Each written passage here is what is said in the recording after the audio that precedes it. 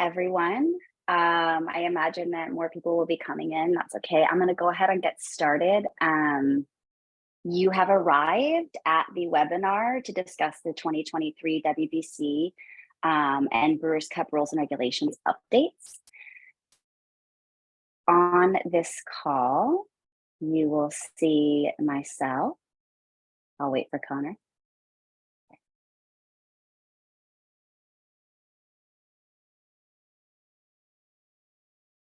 I'll go ahead and keep talking through. No worries.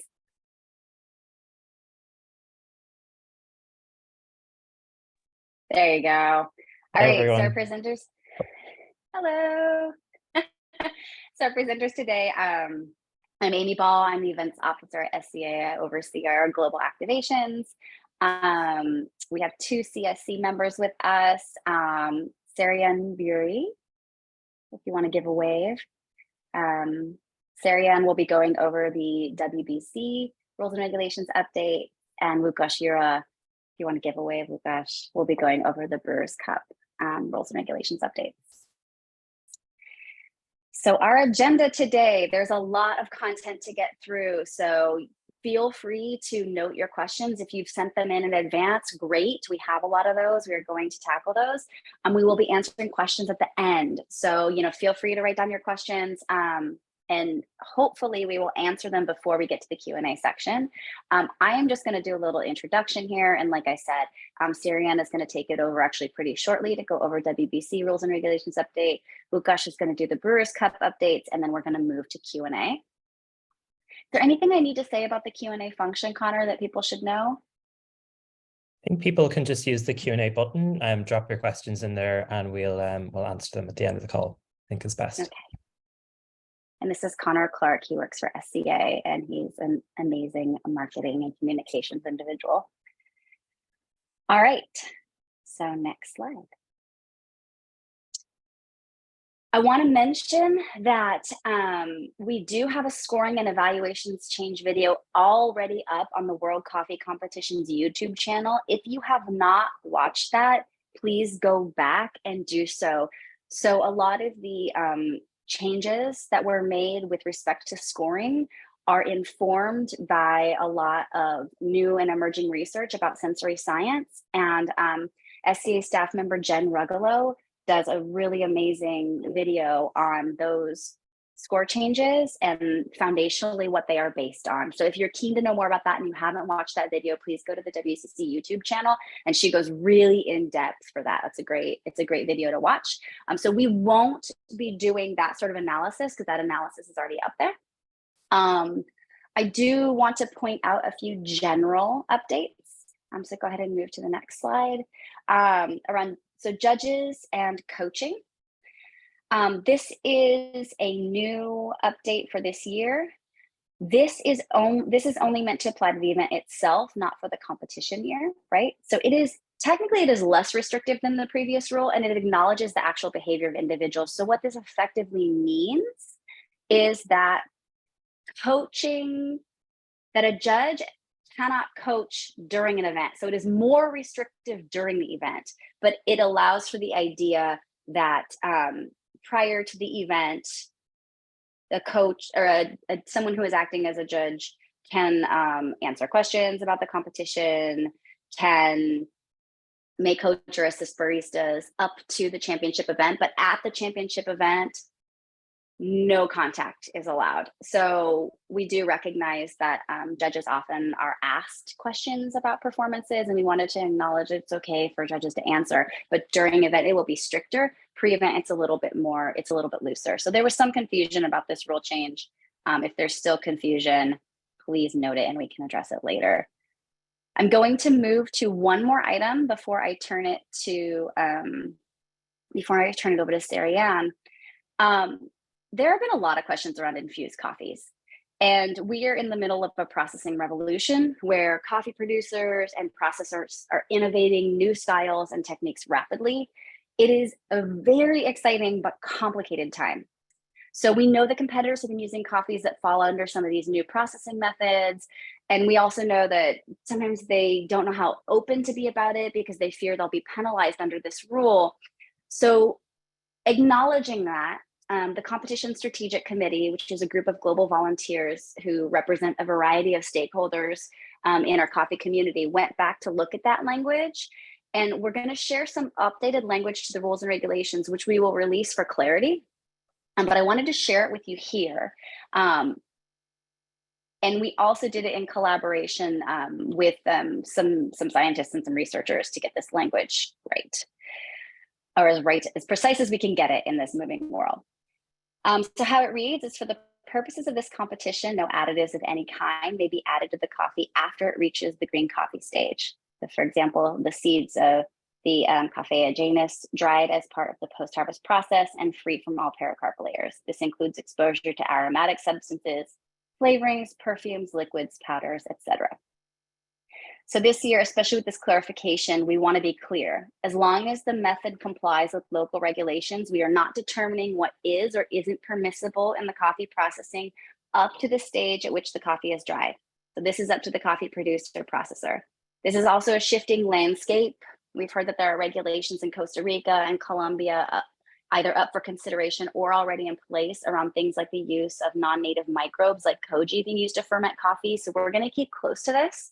This is about as precise as we can get for the moment, but we understand that it's a dynamic and evolving field, and there's lots of considerations that start to emerge as processing changes and shifts. But this is about as clear as we can get, and hopefully that's helpful. And with that, I am going to turn it over to Sarianne Beery to do a deep dive into the WBC rules and regulations. Thanks, Amy. Hi, everyone. I'm horribly backlit, but I promise I'm here somewhere. Let's talk about World Barista Championships rules and regulations. What we really want to discuss today is look at what's new this year. So looking at the new scoring scales, not focusing in depth, as Amy said, but more going towards why did they change and how were we applying them in this competition? And then we want to spend some time on clarifying key rule changes. Of course, a big one is alternative to milk, so plant-based milks, different than cow milk. So we'll go into that a little bit. There's quite a few questions there as well. So that will be the focus. And we'll go to the summary of changes, and we'll have an overview on the next slide. These are the changes that we're discussing. So we have competition bodies. There are a few changes there, and the worlds, and then there's a few that are worlds only. And that's what we'll cover. It's always good, of course, to double check, especially if you're on a national level competing, what rules are being used, because there might be some overlap, and just make sure that you're using the rules that are applicable to where you're competing. These rule changes will definitely be in place in Athens at the world stage. So for the competition bodies, we have the weights of scoring, and of course at the worlds as well. The new scoring scale from 0 to 3 is both for competition bodies and worlds. Milk beverages, and then the Barista Evaluation was changed. And then for the worlds only, so not applicable to competition bodies, are the station tables and layouts, where we looked at the dimensions and the range and the layouts for the worlds and changing some things back and adjusting there. Additional equipment on carts. All additional equipment must be checked, and carts will be checked backstage to see if there's anything on there that might not be allowed. So just be aware that that might happen. Team bar, there was also a change. We clarified the scoring and put that as an appendix or an annex in the rules and regulations. So it's all in one place. And there's a new penalty for not turning up for your allocated team bar shift. And you can find what that means in the rules and regulations as well. And then finally, group head temperature. So variable temperatures on stage are possible, but all courses must be made using the same temperature. So all judges get the same drink as each other. So those are the big summaries. So there were, of course, visions guiding these changes. And we've been working on this for many, many years.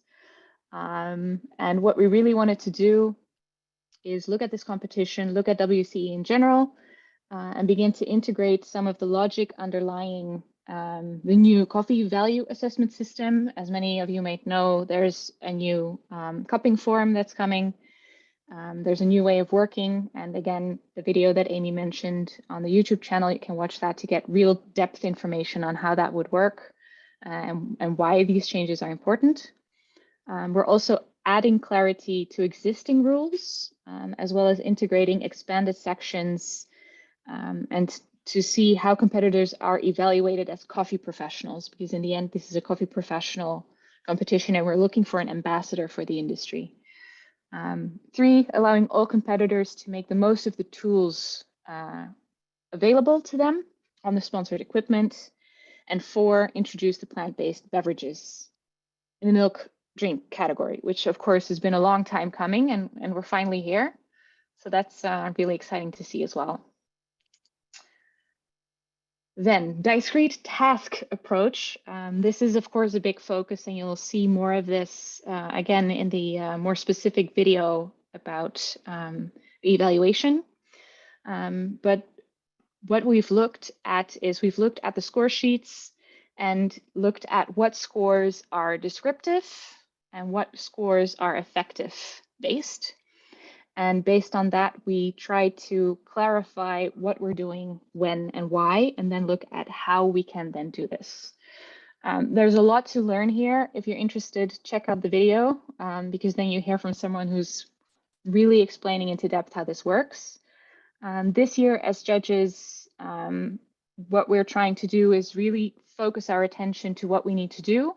There's so much happening on stage, so much needs to be done at once, and we're hoping with this distinction that it makes it a little bit easier for us as well to work with what we need to do. And best practice in science just recommends us splitting these different kinds of sensory tests. And really, instead of only trying to capture everything you want to evaluate in one score, separating them out. So 1 part descriptive, 1 part effective. It's all the same drink, but you're evaluating them differently. And then there's a slide with a lot of numbers. Basically what you see here on the one side, on the left, is the old rules and regulations and evaluations, the maximum points you could get, and the percentage per category and total on the score sheet sensory. And on the right, the one for 2023. So you can see there's quite a few changes we made. What we completely removed is functional and correct vessel used. We're not going to evaluate that anymore. If your cup's a bit smaller, a bit bigger, we don't really mind anything you want, as long as, of course, it's not chipped or broken or just impossible to drink from, but it won't be scored here. We've also removed appealing presentation in signature beverage. Of course, it's good if it looks nice, but that's not the focus of the competition. It's really about the flavor as well. Creativity and synergy. I think it was one of the, although it's one of the most loved and most hated categories in the signature beverage, we've decided to take that out and focus more on the presentation as a whole instead of this one signature beverage. And then finally, appropriate apparel. We also removed because we felt it wasn't the focus of what this competition should be. We also made some changes. So visually correct was changed to visually appealing, which is also based on this whole new way of evaluating from descriptive and effective. So we changed the wording. We separated professionalism from presentation because especially at the end with the Barista Evaluation, so much needed to be judged within one category. We decided to split that up to make it a little bit easier to justify scores as well and really go into what are people good at and what can be improved. And we changed the heading to be about barista skill. So specifically coffee knowledge and equipment use. And we tried to identify scoring scales that better reflected the sensory evaluation. So some of the scores were changed instead of from 0 to 6 to 0 to 3. And at the end, and that you also see here in the totals per category, is that all the categories are more they're closer to each other. So where espresso was first 35%, which was the main bulk of the competition, it's a little bit more even between all the different sections. That also resulted in a slight maximum score change from 162 to 166 per century judge. And that also, of course, influences the number of points available in total. Then we'll go a little bit more specific. Espresso evaluation. As you can see, we removed, again, functional and correct vessel. Other important changes is the scales. You can see some of the 2023 rules, some percentages are in green, others are in red. Green means effective, so that's the taste experience of the judge. And red is the accuracy of descriptors. So how good are you to describe what the judge is going to taste? So that's, you can see there the differences as well. And we increased the weight of the experience of the judge. And again, in the end, we went from 35% to 30% for the espresso beverage. On the next slide, we have milk and signature beverage. You can see milk beverage went up slightly from 19 to 20%, and signature beverage went up a little bit from 23 to 25. Big changes in the signature beverage, where we're really looking at, is it a good taste? Are you accurate? And did you explain what the judge will experience, what you used and why? That will still be there. And then for milk beverage, we removed the functional and correct vessel used. Again, you see the red and the green.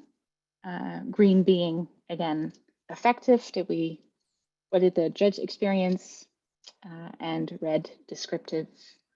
What did the competitors say that we would experience? Then, let me see, we go to the last part, the Barista Evaluation. Again, you see here the difference. There's a big jump in the Barista Evaluation total. Of course, we're losing some of the parts in the signature beverage as to synergy and creativity, and usually that's where many baristas created a story for their whole presentation, which is still something we love to see, right? That there's a connection from the espresso to the milk beverage to the signature that always has a special place in everybody's heart. And we do want to keep highlighting that. And you see that in the presentation as well. What we removed is appropriate apparel. So that was just completely removed, and we adjusted the weighting in total. Again, we split out presentation and professionalism. And then professionalism, we changed the wording to coffee knowledge and proper use of equipment. So it's to clarify what is being evaluated in the category, that it's more clear to everyone. And it's also good to always get the rules out and read it, because it's a bit more clear now what we're looking for. Additionally, with the removal of appropriate apparel and the change in scoring impact for attention to detail, because attention to detail is still there, but it's weighted differently. Both the presentation and coffee knowledge have more impact on the total Barista Evaluation Score. So there's quite a few changes here, how we're evaluating the total run and total presentation in the run. And then let me see, the total impression, lastly, has also changed in weighting, and it's decreased by 50%. We did see that usually ×4 is a huge amount of points, and it's still an important part, right? It's the total package, but it's not ×4 anymore. We didn't think that that was the best place to score somebody, but really put that weight into the barista evaluation instead of the total impression. So it's more clear as well, what does that actually mean, what we're looking for. Then looking at the design of the sensory score sheet, it looks a little bit different. A lot of scores have been taken out, of course, so that gives us some space. It's now designed to make the assessment and the recording of the judge more clear and easier to use as primary feedback and scoring tool for the championships and the competitors. So the score sheet's a bit more clean, it's easier to use, hopefully, and it has a bit more room to make notes. And each scoring box is now classified under accuracy, impression, or experience. And then, of course, at the top, we still have the crema, no, yes, but that's the only one we have left. Going into scoring, again, if you want to understand more about the scoring, go to the video. But if we go to the next slide, we have already some impression. So the new evaluation scale is from 0 to 3, and we're using that for accuracy and impression. So what is the experience of the judge and how accurate is the description of the competitor? New scoring reflects the updated understanding of the coffee sensory tests and research that the SCA has been doing, but we're also adopting a simplified scale from 0 to 3 to ease judging, because the new SCA coffee sensory test are from 0 to 9, and that's just too broad in some cases to use in this competition. The scoring areas on the sheet remain very similar, so there's not a big change there. And to ease the transition to the 0 to 3, it's still good sometimes to use the 0 to 6 reference that you have until we really get to understand the 0 to 3, because it is a different way of scoring, of course. What's good to add is looking at the research by the SCA. The scale that I mentioned, the 0 to 9, is the hedonic scale, which means it's subjective, right? So it's about overall liking or disliking, and we'll see some slides where those terms are mentioned, liking or disliking of something. So it's acknowledging that the sensory experience is the sensory experience of the judge, which of course makes it subjective. The reason why I'm using air quotes is although it's subjective, it doesn't mean that we're asking to score things based on your own preferences, because we do have this collective understanding of what we're scoring, what quality is, what quality isn't. And this is known as intersubjectivity. So it's what we as an industry consider to be good, high quality, low quality, medium quality. That sounds very confusing, but basically you're still scoring based on knowing your reference of what good coffee is, what a good coffee brew is, what a good extraction is. And also when you look at the rules and regulations, the descriptions of what we're looking for will help you to get to that intersubjectivity and give you terms that you can use to calibrate between judges and competitors as well. So it's still a coffee competition based on quality, based on good coffee brewing, and about specialty experience. So that is still important. So that's just a note to make there. Short overview on the evaluation scales. So there's now a lot of ways to assess the coffee. We have the 1 and 0, what you see on the technical sheet. And of course, for the crema, it's just 1 or 0, yes, no. Then we have the old 0 to 6, which is unacceptable to extraordinary, and the new 0 to 3 that are used in 2 different ways. For 0 to 6, we'll still use half points from 1 point onwards, but the 0 to 3 scale has no half points. So it's either 0, 1, 2, or 3, that's it. On the next slide, we have a scoring matrix that kind of gives you an idea, especially if this 0 to 3 is quite new. You can still use the words that you're used to from the 0 to 6 to kind of see where you are. So 0 is really unacceptable. No description was given, or no coffee was served, none.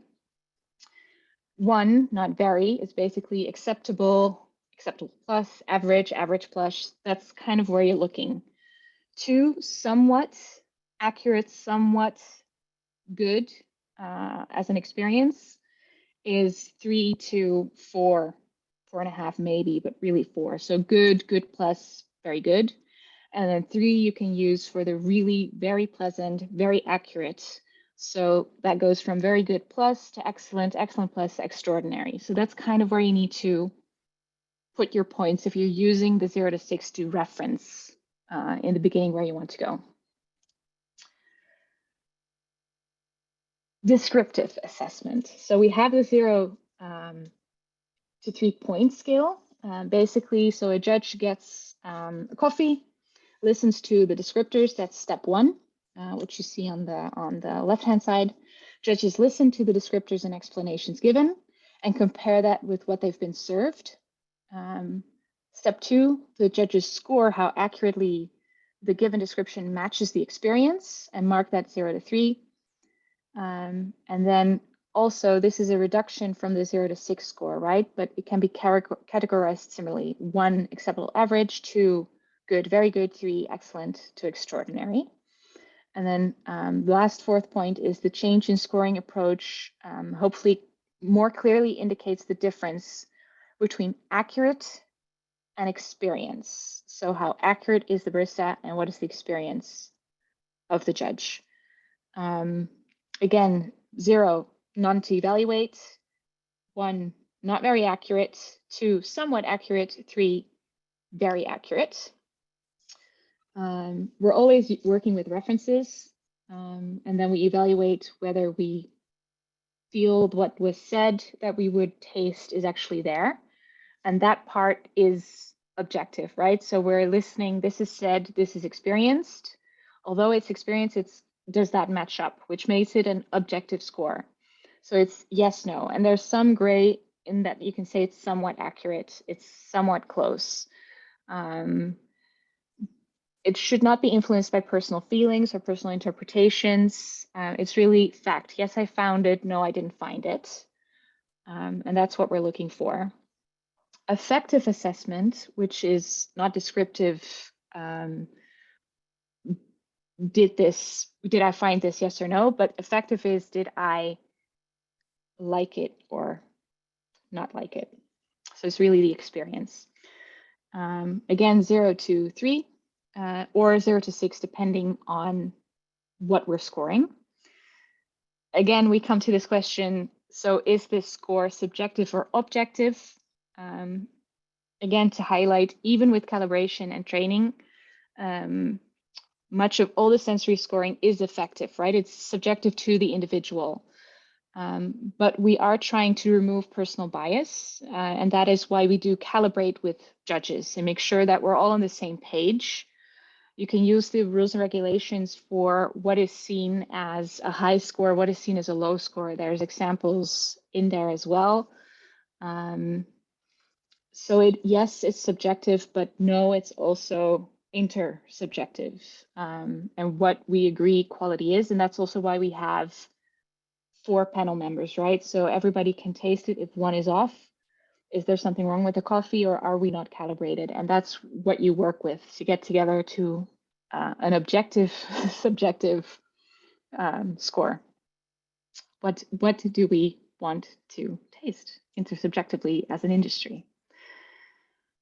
So to quickly summarize, accuracy scale 0 to 3 and impression scale 0 to 3. Accuracy, yes, no. The descriptor of the competitor matched what I found in the cup. An impression scale, it was, in my experience, not very good, somewhat good, or very good. It's important to remember that these 3-point scales are moving us away from dialing in for perfection, but also making sure we don't just do a yes, no. So these buckets are used in order to ease the evaluation of the judge. If it's there, it's there. And if it's not there, it's not there.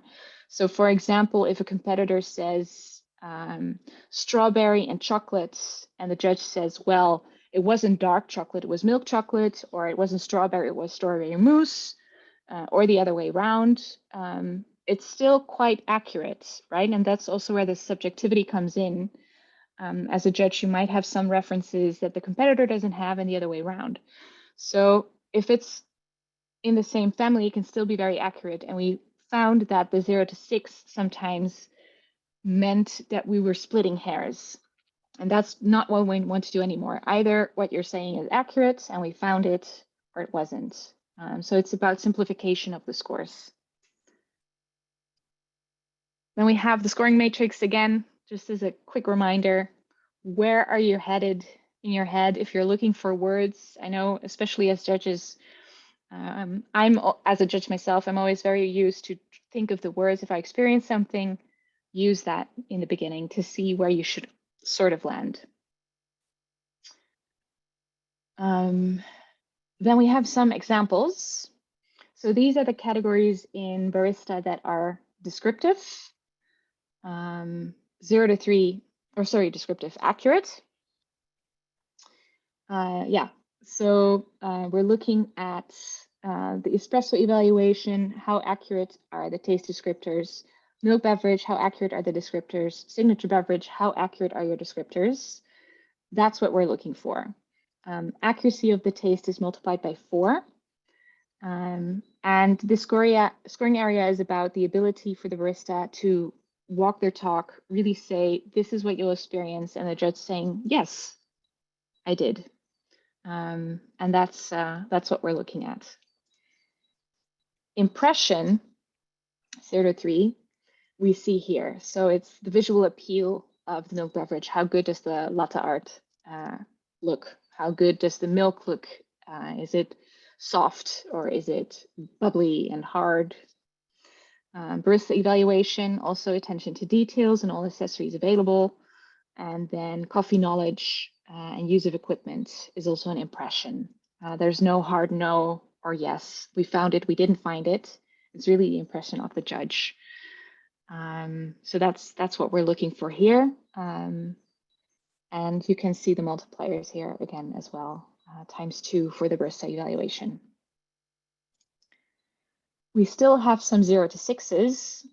Again, these are the ones that do have half points from 1 point onwards. And that's the taste experience and the tactile experience in the espresso, taste experience in the milk beverage, and the taste experience of the signature beverage. Because experience is so subjective, sometimes it's good to have just a little bit more range in how you're evaluating the coffee. So all taste experience scores are within this range. And we are encouraging you to use that full range as well, because this is where you can get quite nitty-gritty. Milk beverage. On the next slide. Let me see. Milk beverage category. The first question judges and many competitors are asking is, how are we going to calibrate on different milk beverages? In the end, it should be fairly easy. It sounds quite big, and it's still important to calibrate with the judges and taste different milks during our calibration.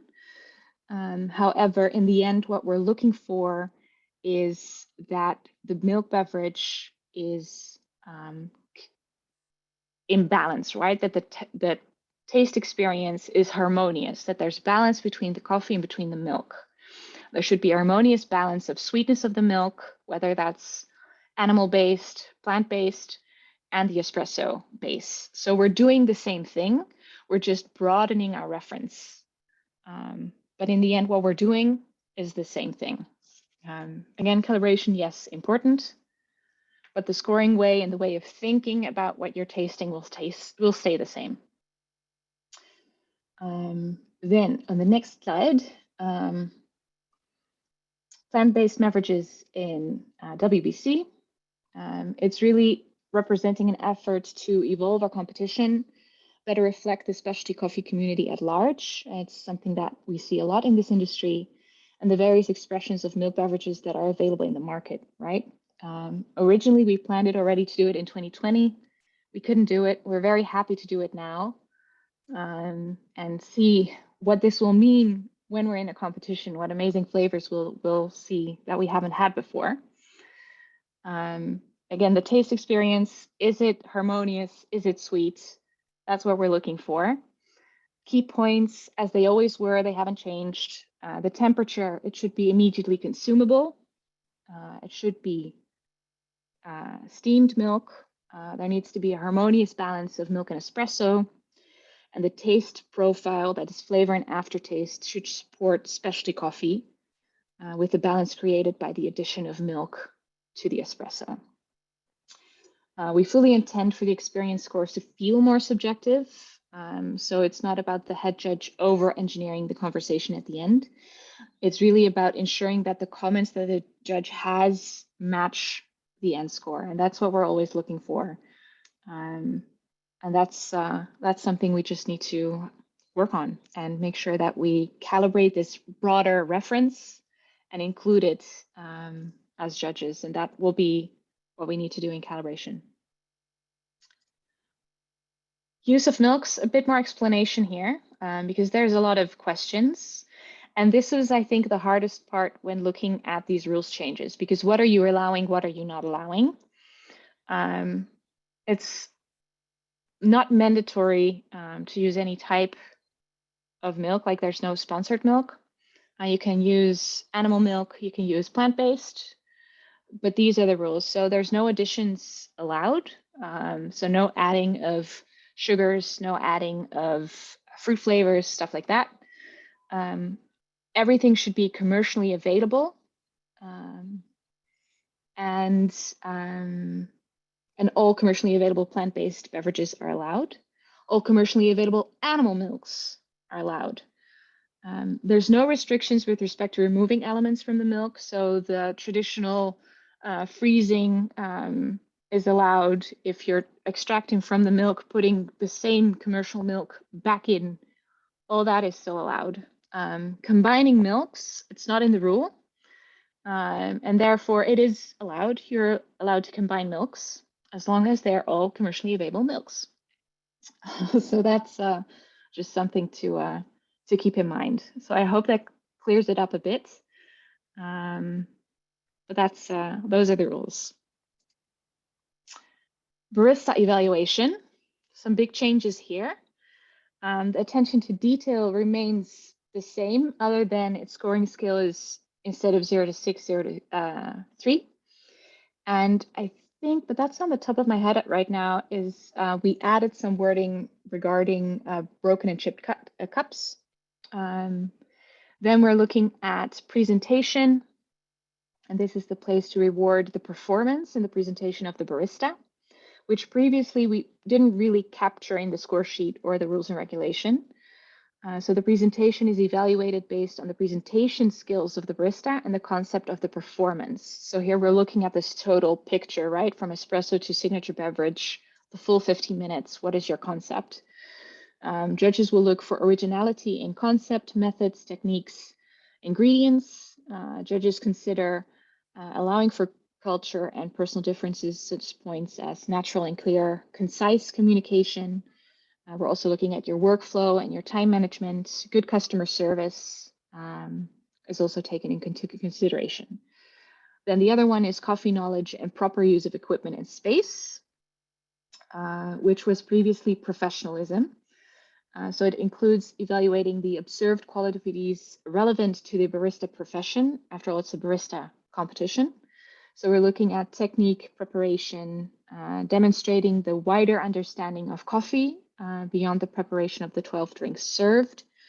And wider coffee knowledge can include the process of the coffee cultivation, roasting, seed to cup information. And that's really what we're looking for. And finally, we're looking for a strong correlation between what is being said and what's being promised and what's actually delivered. And the competitor must demonstrate that they are a coffee professional who has command over their presentation of coffee.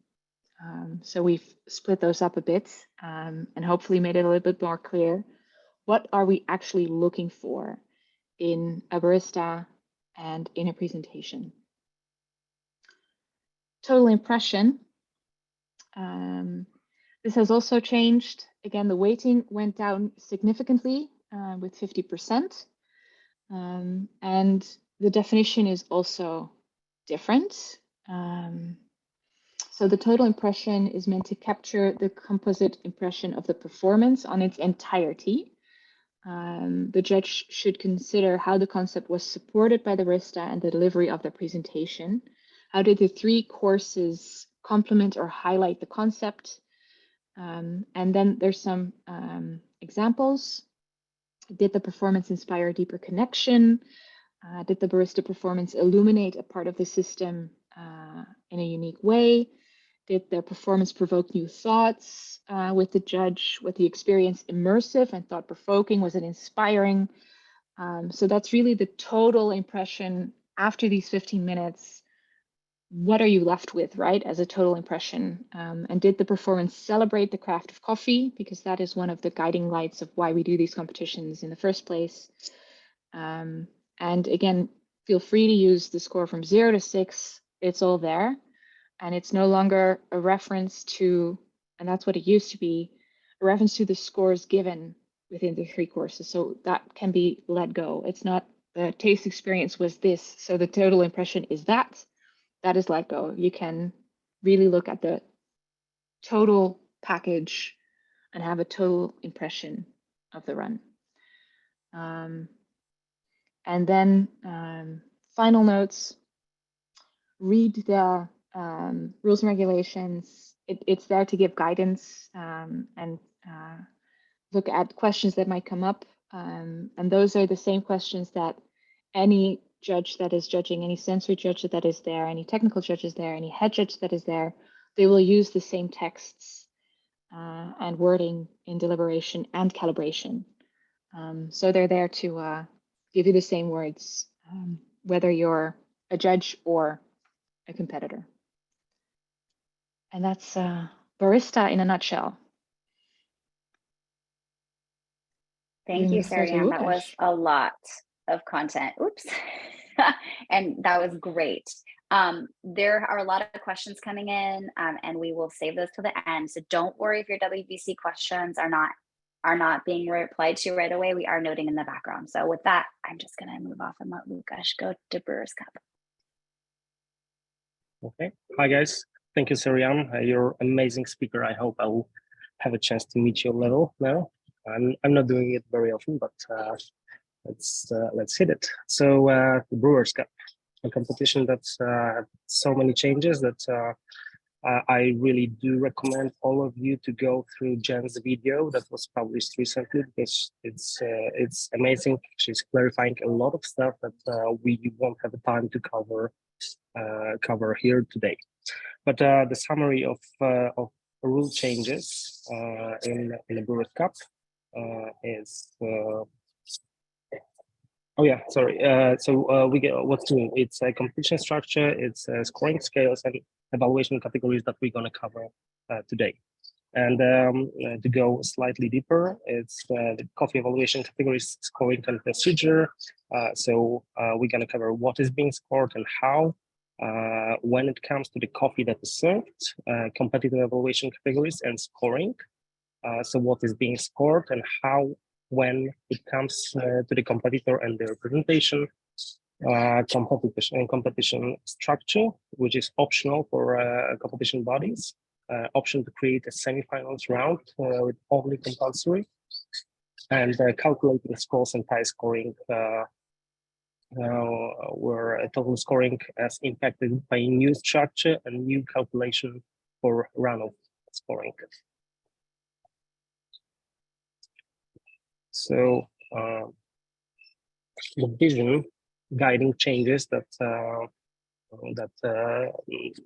Competition Strategic Committee was telling with are to begin to integrate some of the logic underlying the SCA's forthcoming coffee value assessment system, adding clarity to existing rules, as well as integrating expanded sections as to how competitors are evaluated as coffee professionals, refocus on the competition to evaluate brewing, not coffee. We're going to go more deep into that section later on, and to remove surface level connections to the current cupping protocol, as this will eventually be replaced a new standard in 2024 and 2025. So coffee evaluation, categories evaluated. So this major rule and regulations update. So the CSC adopt changes to align the categories and weightings of the SCA's forthcoming coffee value assessment system, Descriptive Assessment, with the categories being assessed in the World Brewers Cup. And as you can see on the next slide, we've replaced, or we slightly changed some of the categories. So we are still evaluating aroma, we are still evaluating flavor, aftertaste, and acidity, but in a new rules, acidity is not multiplied by 2 anymore. We removed the body and the balance, but we swapped it with the sweetness and mouthfeel, and we keep the overall score of the cup.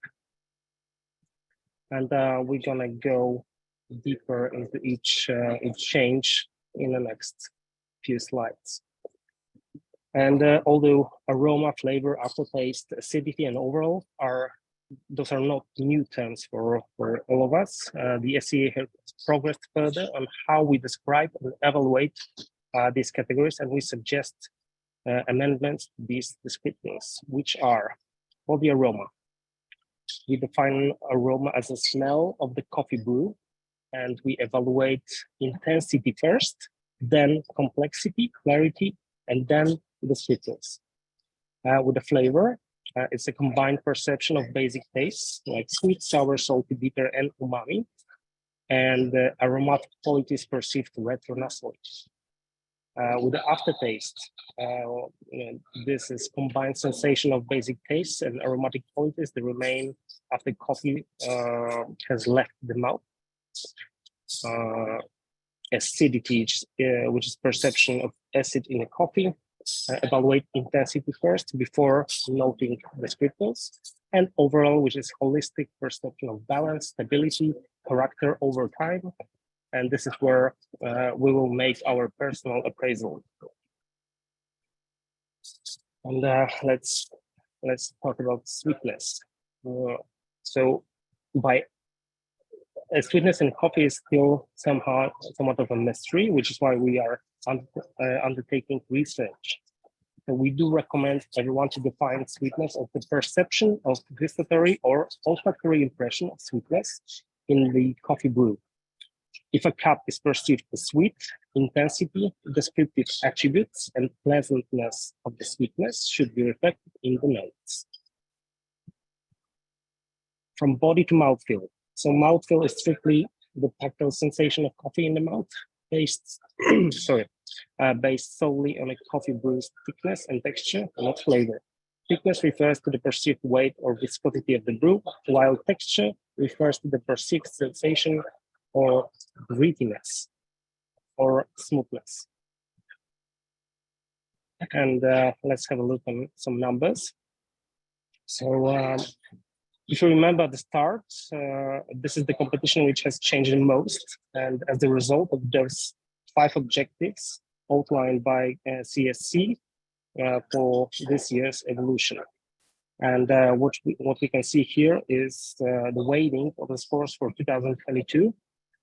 And there are 3 categories in brewed coffee evaluation that are worth double. That's what we believed in the past, that acidity, body, and balance, they were the most affected by the brew. There was one category that we could say was descriptive, and it is a single bucket, covers lots of categories, about around 14% of the score is based on descriptive assessment. So 84% of the score is based on effective assessment. And you may remember that one of the evolution goals for brewers was not only to integrate some of the new sensory best practices and or coffee value assessment logic, but also to shift the focus from the brewed coffee, and here it's like 68% of the score, to the competitor, which was around 32% of the total score. And on the next slide, you can see the changes between 2022 and 2023. So new descriptive categories that correspond with each of the coffee evaluation categories, and then 3 new competitor evaluation categories. this shifts the balance of descriptive and effective. And now it is 26 to 71%, but also the balance of the coffee evaluation. So in the previous year, it was 68, now it's 46%. And competitor evaluation, which was 32, and now it's 54. And the other thing to note is that the brewing control chart research that we've recently completed suggests that the three categories most influenced by brewing are flavor, aftertaste, and acidity. So it's not acidity, body, and balance as it was in the past. So these are only influential by 1.5 rather than the current existing multiplier of 2. While we could have adopted a 1.5 weighting for these three categories, exploration suggested that this will increase the weight of the brewed coffee evaluation in relation to the competitor evaluation. It also suggested the rewarding of certain coffee over others.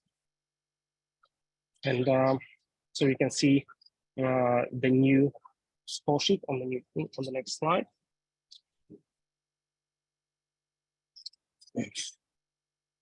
And sorry. Yeah, and if we can move to the next section, next slide. The new scoring reflects updated understanding of coffee sensory tests as researched by a CA and adopts a simplified scale from 0 to 3 to ease judging of accuracy and impression categories. So much of the new research is based around the hedonic scale, which is a scale that indicates the extent of a respondent's overall liking or disliking something. It is acknowledging that your sensory experience is your sensory experience, and that makes it inherently subjective. This doesn't mean, however, that we are asking you to score things based on your own preferences at this point. So we have built a collective understanding of what we are scoring as quality in these competitions. And this is known as intersubjectivity, as Sylviane said before. And again, this will be, this is something we're going to go through the calibration to feel more confident as a judging group.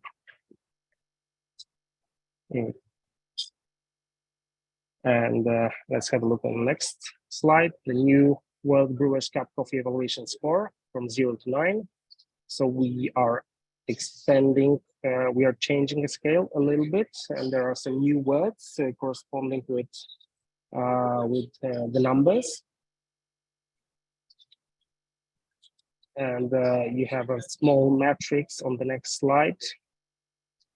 So to make it simpler, more simple for you, you can see that something that we scored as from 1 to 3 before would be around 1, from 2 to, from 4 to 8 would be around 2 points, and from 7 to 9 would be something around 3. So it's actually more easy for us to use. And here we have a descriptive assessment. So accuracy of descriptors, judges listen to the descriptors and explanations given and compare with what they have been said. Then the judge scores how accurately the given descriptors matches their experience. This is how this is now marked with the 0 to 3 scores. Then this is reduction from the previous 0 to 10 score, but can be categorized similarly. So 1 is acceptable, average, 2 is good, very good, 3 is excellent, extraordinary. And then the change in scoring approach more clearly indicates the difference between the accuracy judgment and the experience judgment.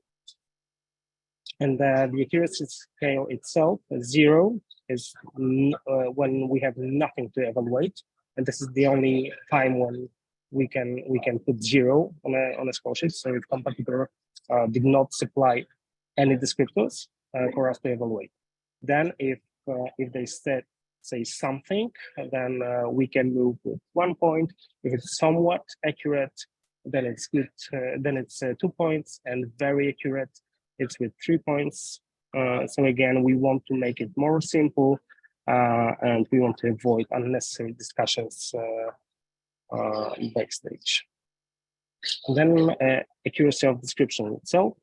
Judges will listen to the description and explanations given by the competitor and compare those to the beverage served. These descriptions should support specialty coffee. So this score is based on how accurately the descriptors match the judge's experience, and we score it on a 0 to 3 accuracy scale. So one of the key goals of this rules and regulations update was to shift the focus from the coffee back to the competitor, so which required the creation and expansion of several competitor evaluation categories. And let's have a look on our numeric score. So again, the words are meant to draw parallels to the descriptive words used in a traditional 6-point scale used to evaluate experience common across the WCCs. So 0, nothing to evaluate. 1, not very accurate. 2, it's somewhat accurate. And 3, very accurate. And you can see in a scholarship that all accuracy related categories are multiplied times 2 this time. So we are evaluating description of each single category separately. And we also take into consideration intensity of a description of perceived flavors. Next slide is about accuracy of coffee descriptors. So aroma, flavor, aftertaste, acidity, sweetness, and mouthfeel. Judges will score this category according to the numeric description. Scores of 0 to 3 will be utilized. 0 is, again, only utilized if descriptors are given at all for that category. Then we have impression, which is the bottom part of our score sheet. And this is something about the barista presentation. And we have 2 scales that we are using here for well-explained prepared and presentation part. We are using scale from 0 to 6. And for customer service and hygiene, we are using scale from 0 to 3. And all 3 categories are multiplied times 2. And the next slide is about experience. So we've separated, in the past, we've had only customer service section in a Brewers Cup. Right now we have well explained and prepared, which is about using our scale from 0 to 6, and professionalism is evaluated by the observed qualities relevant to the barista profession, including technique, preparation, and demonstrating a wider understanding of coffee and coffee brewing to achieve a high score. The explanation should include factual points as the resulting sensory experience. Judges will look for a strong correlation between what is explained and what is delivered. So if there are any specific instructions for evaluation, these need to be provided before the beverage is served. If not, we're gonna apply our standard procedure, which we're gonna talk about in a moment. Next category is the presentation. Judges will score this category according to our scale, and a scale from 0 to 6. Sorry. And the presentation is evaluated by the observed qualities of the barista and the story journey that they bring to the stage during their performance. So a lot of things that we were discussing backstage about the concept, the frame of the presentation, we learned something is actually included in a new 2023 update. And the next section is the coffee evaluation itself. So for the coffee evaluation, which is the middle part of the score sheet, we are using scale from 0 to 9. And we do have to remember to back up our scores with comments that match our experience. So all taste experience scores are with this. And these are the scores that judges are encouraged to use the full range of scores available based on our experience within each scoring category. So, okay, and let's have a look on the next slide, which is comparison of 2022 and 2023 scale. So in the past, we were using on the left side, you can see the previous coffee evaluation scores based on the old cupping form. It's a narrow range, and it uses quarter points. And on the right side, we have our new full 9-point hedonic scale that will be used in the evolved cupping protocol that sits within the coffee value assessment system. And on the next scale, we have the experience scale. So one of our goals was to remove any superficial ties to the cupping form. The Brewers Cup is mostly about enjoying brew-filtered coffee, but also to integrate some of the same coffee value assessments logic.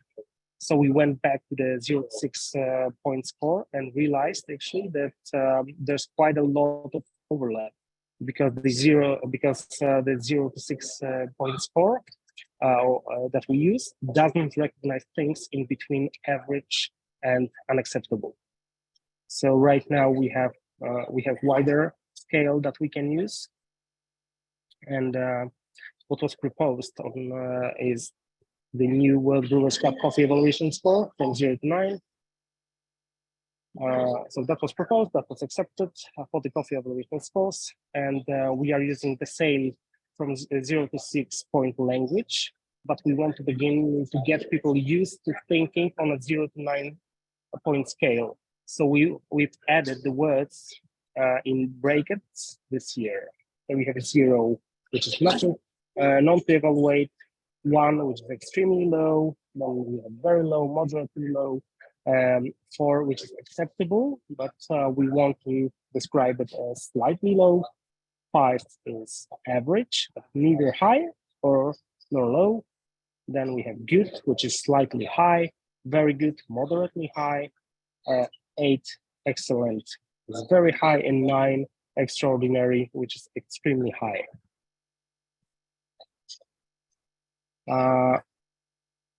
Because we've introduced some new wording for each section, so we can go briefly through capsule components. So on the next slide, we see the aroma, which is defined as smell of the coffee brew. Judges will first evaluate the intensity of the aroma, marking the perception of the sample's intensity using the scale of the score sheet before evaluating and noting their perception of the aroma's complexity and clarity. Finally, judges will note any descriptors that are especially associated with the aroma of the brewed coffee. And for the flavor, which is defined as combined perception of basic tastes and aromatic qualities, mostly perceived retronasally. It represents the coffee principal character, the mid-range notes in between the first impression given by the coffee's first aroma and acidity to its final aftertaste.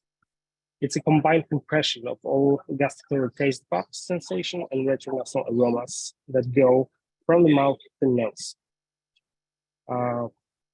So the score given for flavors should account for the intensity, quality, and complexity of its combined taste and aroma experience when the coffee is sipped into the mouth, involving as much of the palate as possible during evaluation. A new definition of aftertaste and acidity, maybe not completely new, but it's just a rewarding. I think I can skip it. So it's available in rules and regulations, so we can all read through those slides. And let's jump to the evaluation procedure, which is over here. So this section was previously very tied to the cupping protocol, and we wanted to simplify the language of the procedure, as well as remove some of the unnecessary surface level connections to cupping. So right now, aroma is evaluated in the first or only service vessel, and head judges remove a sample for sensory uniformity in compulsory round before sensory judges will taste the coffee. Then sensory judges evaluate flavor, aftertaste, acidity, sweetness, mouthfeel 3 times across 3 different temperatures, stopping when coffee reaches approximately 30 degrees. And we are not using spoons, both in the open service and on compulsory round. And we take descriptive notes during evaluation. And at the end of the evaluation, we give our overall score. So the big change here is that we are not sticking to those 3 temperatures that we were evaluating flavor when the coffee was hot, and then we were obliged to give points for certain categories at certain temperatures. Right now, we will continue evaluating the brew coffee across the flavor, aftertaste, acidity, sweetness, and mouthfeel at 3 different temperatures as the coffee cools. And the main change here is that we are allowed to do it, but also we have to indicate any changes during temperature drop to make it clear for competitors what happened and why exactly we gave that score. So in a coffee evaluation procedure, we have some new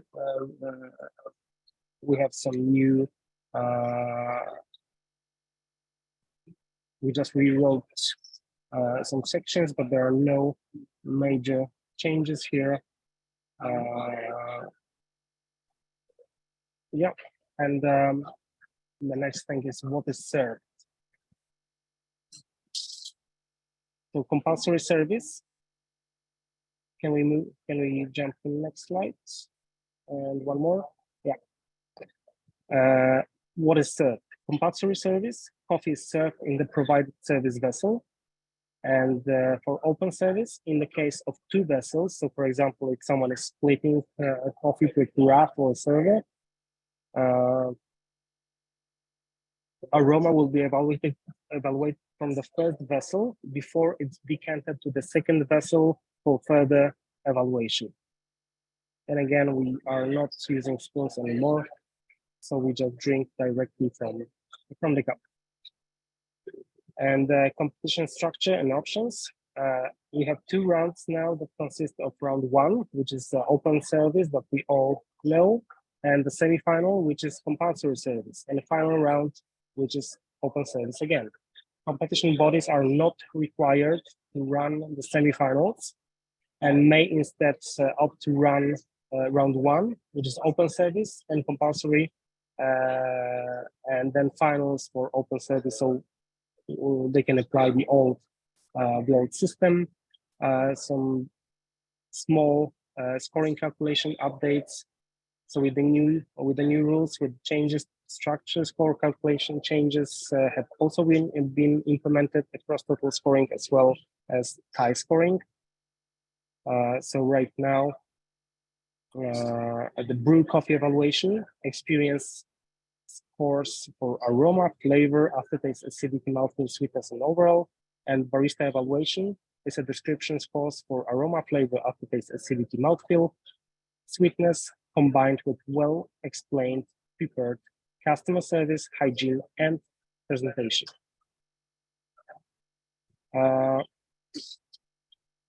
Open service score characterization. So we have a new language added to reflect that judges are looking for coffee service that demonstrates a wider understanding of coffee and coffee brewing and enhances the overall experience. So presentations will be evaluated on accuracy of descriptors as well as scores related to barista skills and presentation.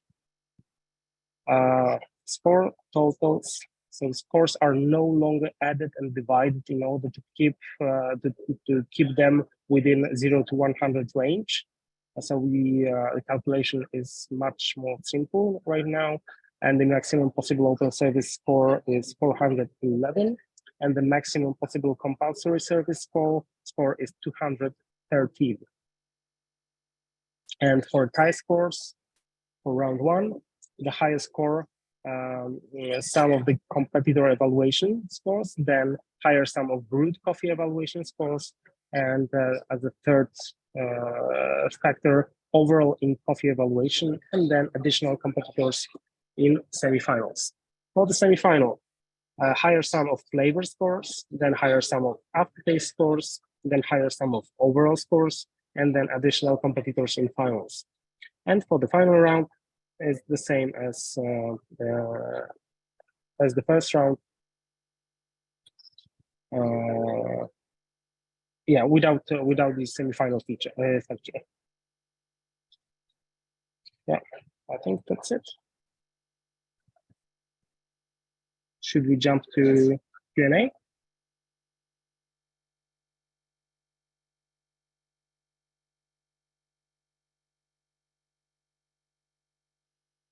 Yeah, I think we should.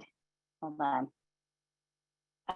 So we've gotten a lot of great questions. I do want to pause for a moment to let people type.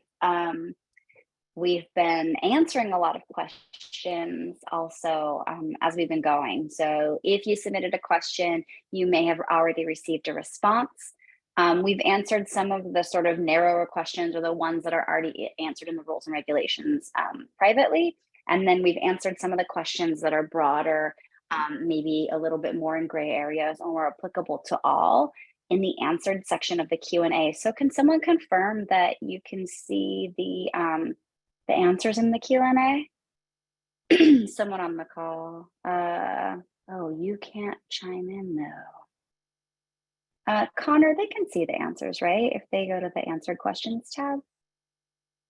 Just want to make sure I'm You should be able to, yeah, I can see those in there. Okay, great. Yeah. So there are a few that we haven't picked up yet. A lot of them are coming in about judging protocol for Brewers Cup. And so Lukasz had mentioned that we will be tasting from the vessel, like as you would in a cafe with brewed coffee. And so there are a few people who are asking, can a competitor bring spoons and request a judge to cup their coffee out of a spoon? And the answer is yes, we think so. And I say we think so because I had opened that up to make sure that there were not any other considerations. But yeah, tasting protocol can be overridden by the competitor. And as long as the competitor brings their own spoons and provides them for the judges who will not be required to have spoons to taste, that should be fine. So that answers two of them that are still outstanding. Let's see. Oh, what is the systems map and the total impression on the WBC score sheet? The systems map is a tool. We can link to it possibly when we cut this response, when we post this response. But we used to use terminology about the value chain as if the value chain was linear. And there is a tool that was created by the SCA. Gosh, it was pre-pandemic, but it's pretty spectacular, that shows the relations between different people in the coffee value system, and they relate to each other instead of just sort of that more linear idea. So it's basically who are the actors in specialty coffee and how do they relate to one another? So people like green coffee buyers, producers, consumers, importers, things like that. Good question.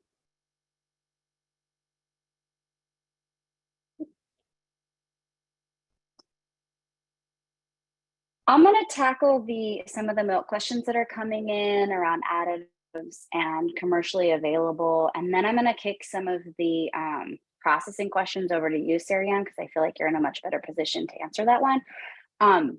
So we've gotten a few questions around additives and what we consider an additive and what we don't. So we use the language commercially available really specifically because we do understand that when we expand to plant-based beverages, that different companies have different recipes, right?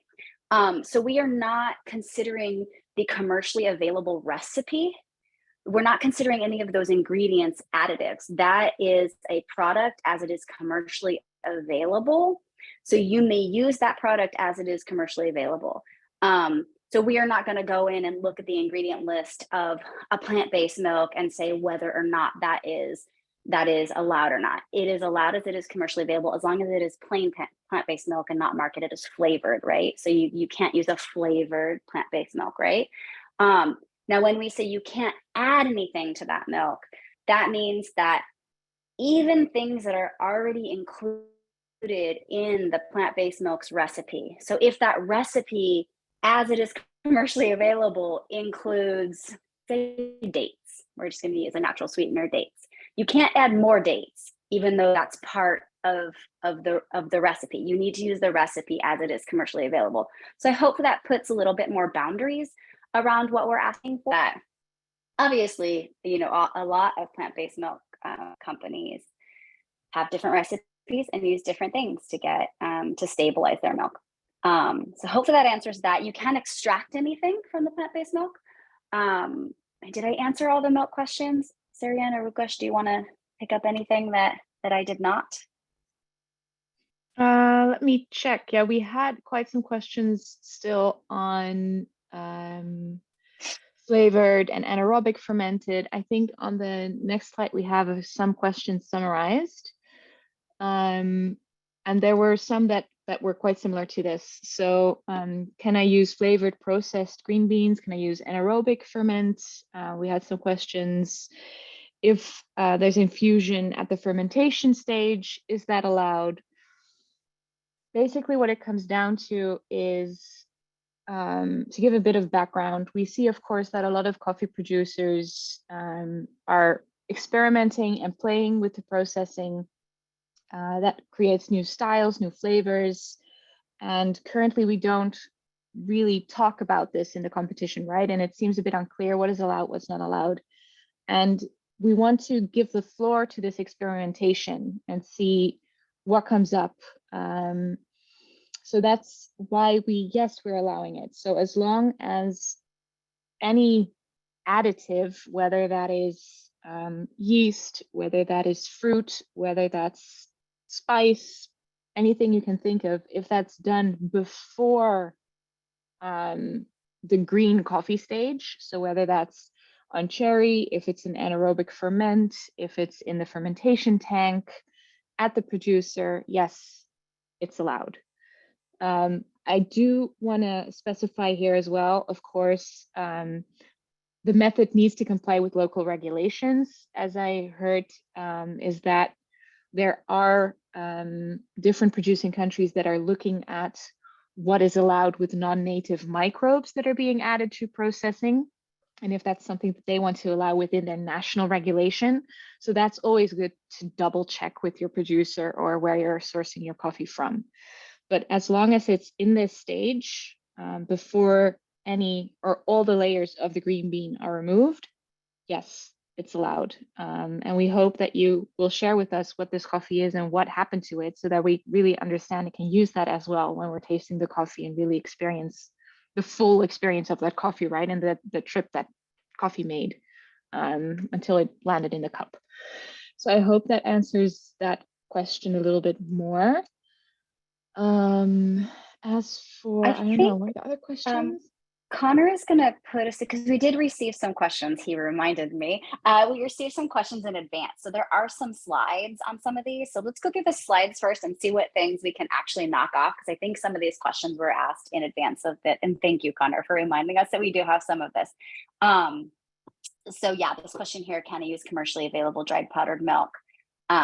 Yes, and the answer is the commercially available milk powder can be used if it is prepared as directed on the package.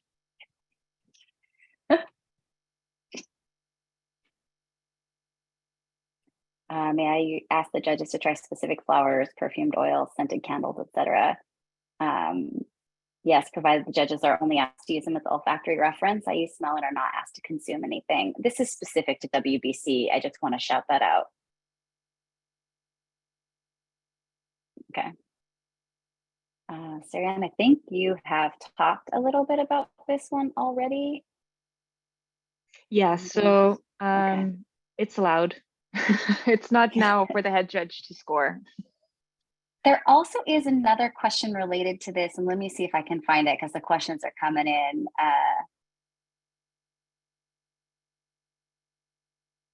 No, I don't see it. So let's go ahead and move on. Yeah.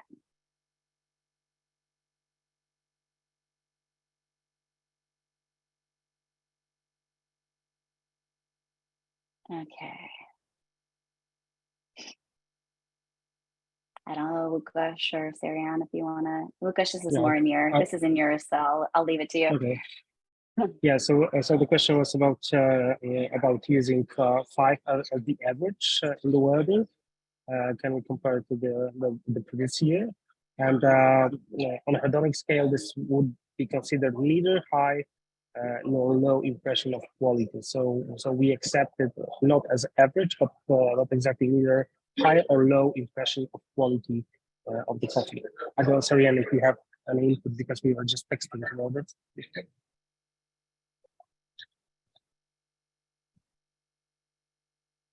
No, but I'll say that one of the things that we learned about sensory science after years of working with various institutions to develop things like the flavor wheel and things, we have learned that a center point for a scale is actually really important when it comes to hedonic scoring. So that is why there is a center point. Yeah. All right, next slide.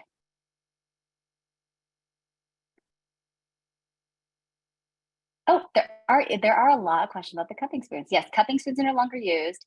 Yes, for your stage performance, you can override that and you can provide spoons. There's also a question in the Q&A right now that asks about compulsory. Compulsory will be judged the exact same. So even if you provide a spoon for the judge to taste your compulsory coffee with a spoon, they will be just tasting it strictly from the vessel. I feel pretty confident in that. Lukash, can you confirm that? They will be evaluated the same. Exactly the same way. So nothing has changed. Okay. So is that the last slide?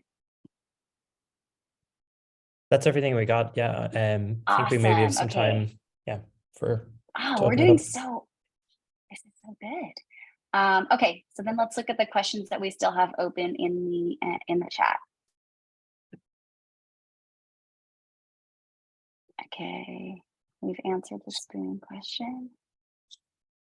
We've answered the commercially available question. Sarian, do you want to approach the milk beverage hot? Yeah, so I do know that you must still use the steaming wand. Yes. So hot has been removed. That's also because hot, yeah, what does that mean, right? Is that scorching hot? What does that mean? So it's more about removing a word than really changing the regulation. So the rule is it needs to be steamed milk, and it needs to be immediately consumable. So not too hot that we burn our tongues. That's the simplified. So it's basically the only thing that changes in the rules is remove the word hot. Otherwise, it's exactly the same. So it's still a warm beverage, steamed with the espresso machine, immediately consumable.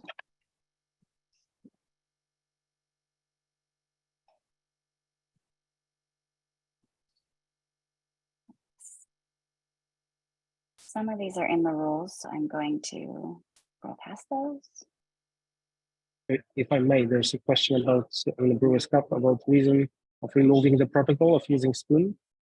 The reason is that we want to highlight the real life experience in the coffee shop where you order an amazing cup of coffee and barista is serving it to you. So you just simply enjoy it by drinking from the vessel that they serve it to you. And we want to enhance the same experience on a stage. So that's why we are moving away from using cupping spoons. But if you want to change the protocol as a competitors, you are allowed to do it. I think we've answered the question, what about cold milk? We're not looking for cold beverages at this time. So let's see. Can you steam it and then lower the temp for serving it cold in the immediately consumable temp? I am going to leave that one open for now because I feel, Frederico, so the question is, can you steam it and then lower the temp? So steam it, set it aside, potentially lower the temp for serving it. So it's immediately consumable. I want to be able to answer that question, but that's actually a layered question. And I would want to go back and get more thoughts on it before we answer with surety here. So I will earmark this one that we should get an answer for you when we publish this talk. And we can definitely do that. I don't think it'll take too long. I just want to make sure that I'm covering all our points there. Sarianne, I don't know if you have anything else to add to that one. Yeah, I think it's good to double check. Yeah. Yeah. Yeah, and I think once we publish the video, we'll capture all of this in an FAQ document just so that everyone has that. So that will be made available on the website, and we'll publish that too. I think there's also a question about accuracy. Maybe it's good to highlight that a little bit more. There's a question from Lisa. Can you specify about the accuracy? Does that mean when competitor says only 2 flavors and judges tasted that, do they get 3 scores? And then if a competitor says 6, but the judge only get 3, how does that work? So how that works is basically the same as previous. What we're looking is at your description that the competitor gives, and then we're seeing how accurate it is. Sometimes a coffee tastes of just chocolate and strawberries. And if you say just chocolates and strawberries, then it's super accurate. If you say it's a chocolate and strawberries, then we find that, but we also see, well, very typical for this coffee, very pronounced, is its floral flavors, and that's basically dominating the cup. You didn't mention florals at all, then your description is inaccurate. So it's about accurately describing the coffee. Yeah, but then so if you give 6, it doesn't matter if you give 2 descriptors or 6 descriptors, it's about describing the coffee as accurately as you can for that coffee. So what are the main flavors you will find?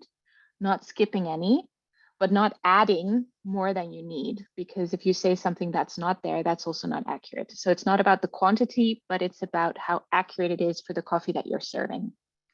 I hope that answers the question.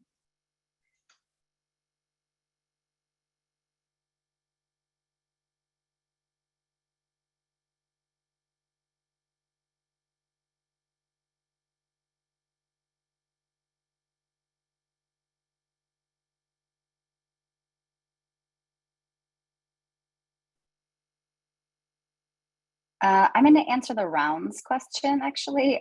So just to clarify, and it is in the rule set, but everybody, so this is Brewers Cup, I'm assuming. So the first round is everyone, and the first round is stage performance only. The semifinals round, which is, correct me here because I don't have this rule set open, 12 people, is compulsory only. And then finals is the top 6. They only do their open service, but those compulsory scores contribute to their final score. That is in the rule set, but I'm going to mark this off as answered.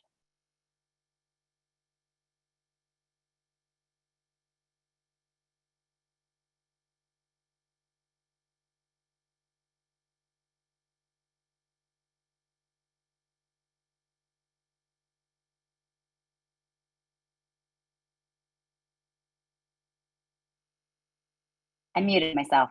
So Lukasz, on the question regarding serve beverages in Brewers Cup, I feel like we can tackle this one. When competitors are serving with separate vessels, so a decanter and cup, it's now considered eligible to be evaluated and scored.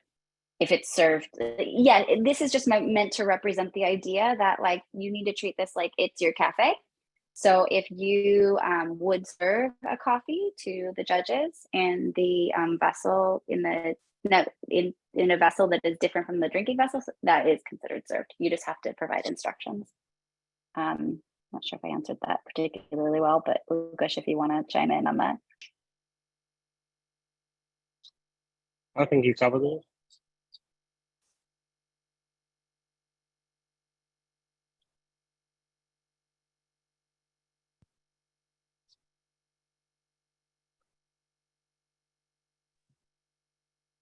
Yeah, there's another question very similar to that.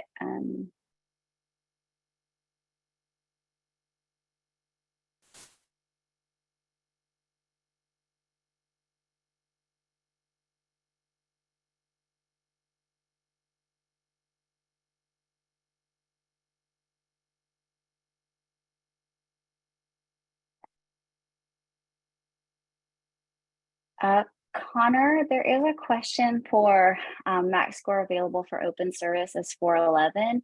We'll go back and check the that all the edits are correct for the score sheets. I'm assuming you're looking at the score sheets.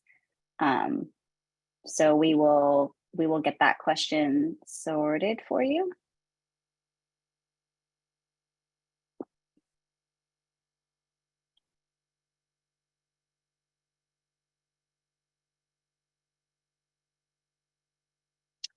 Is there a limit on cups or vessels for espresso and milk? Can I use anything? I'm not going to say you can use anything because there's certain things that would be, I mean, there's certain things that would be unsanitary, or, but it is just more open. I don't feel confident saying, yes, you can use anything. But I suppose you could. There may be scoring implications for using anything. So I don't want to say that everything will score high, but there is no restriction specific to size with respect to the cups and vessels now.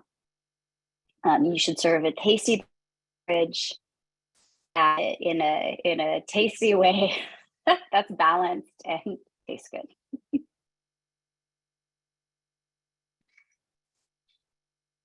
Is there anything else on here, Sarian?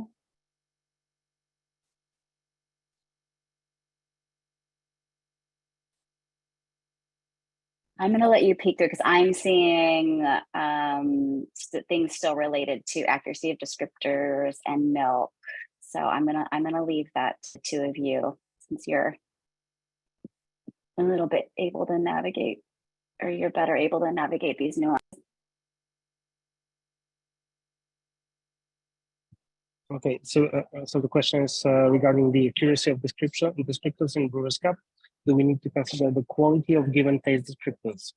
For instance, if the competitor mentioned the coffee is smoked from a plum, burnt caramel, will he or she score low on the accuracy portion? As you can read in the rules and regulations, we are supporting only specialty coffee. And this also refers to accuracy of the descriptors. So they all should be oriented towards specialty coffee and our SCA flavor wheel, for example.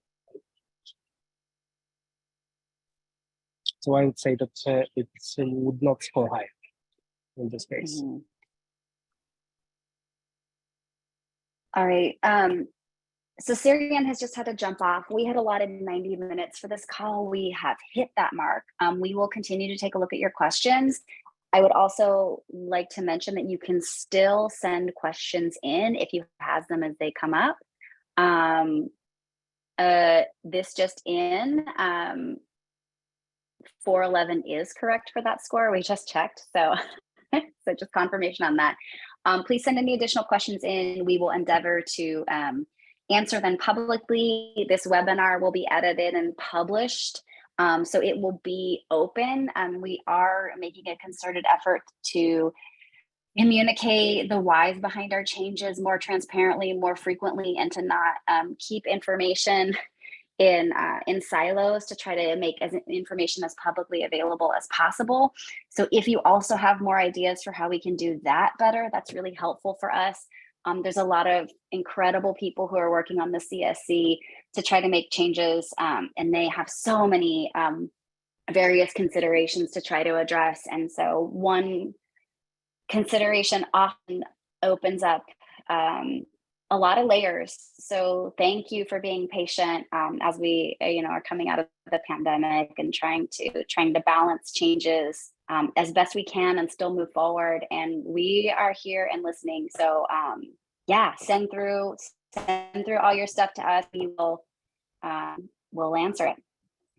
And thank you for joining.